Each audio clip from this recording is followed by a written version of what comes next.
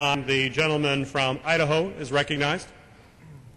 I thank the Speaker, and I thank the gentleman from Washington for entertaining this motion to instruct. I said earlier that we had authorizing committees to do this. And some have suggested maybe they don't do their job and the Appropriations Committee has to do it for them. I don't think that's right.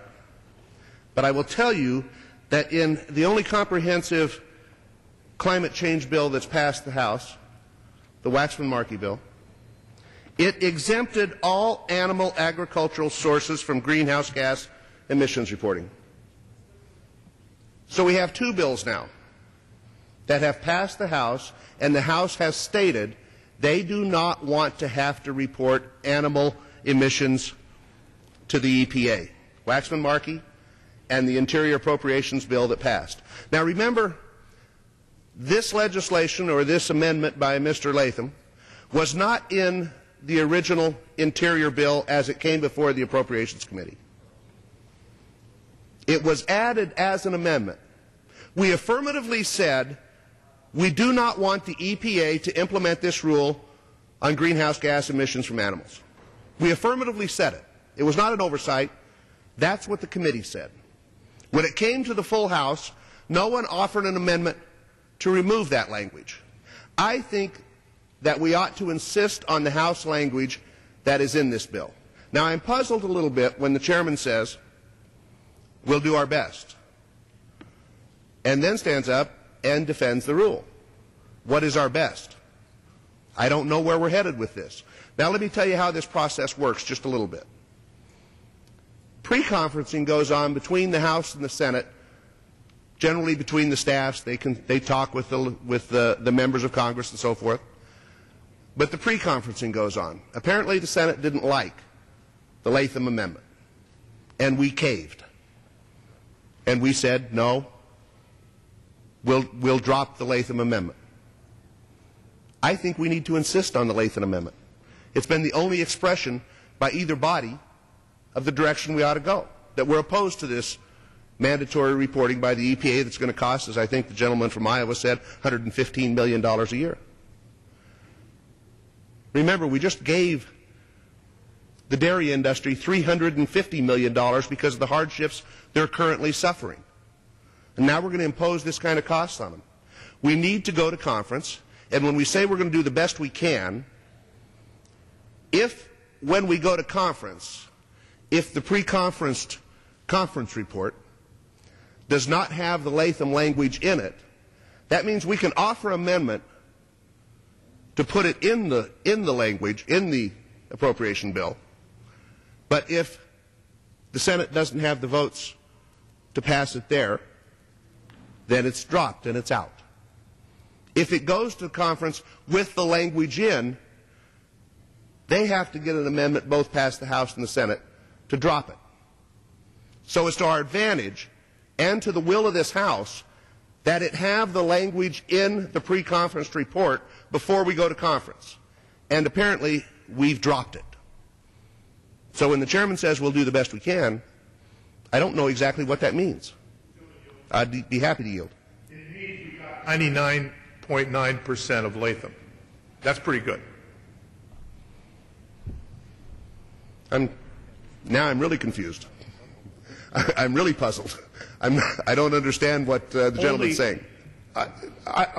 We all agree that for these small farmers, this makes no sense.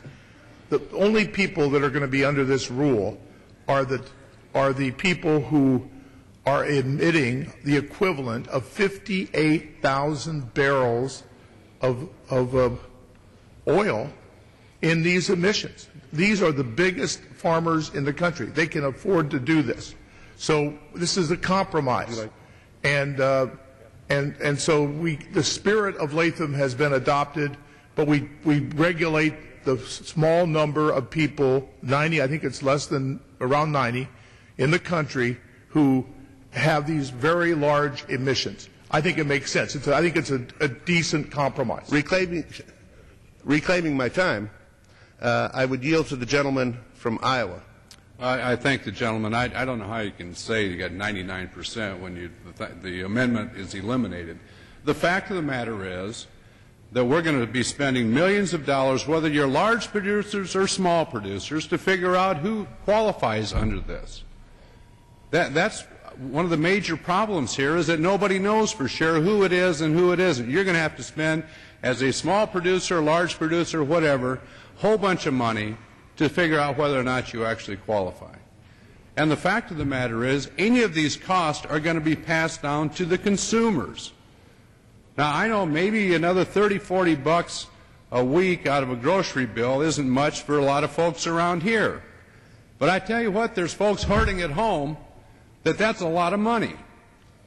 And the idea that somehow this isn't going to affect the price of food, that isn't going to affect the cost of agriculture, and to do nothing, to have no improvement as far as the environment, no improvement as far as waste management, no as far as air emissions, it will do nothing except add costs to the end consumer.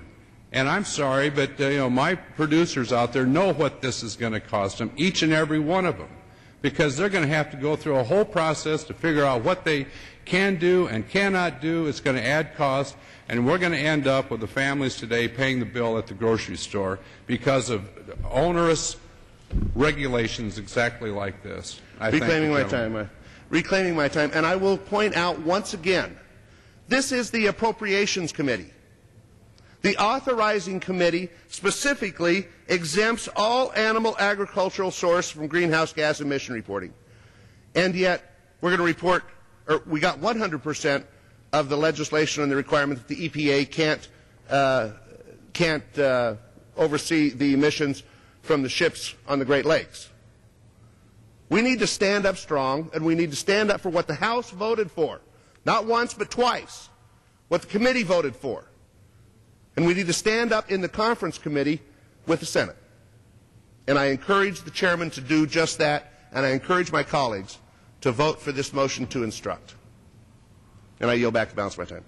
Gentleman from Idaho yields back the balance of his time. The gentleman from Washington is recognized. I yield back the balance of my time. Gentleman from Washington.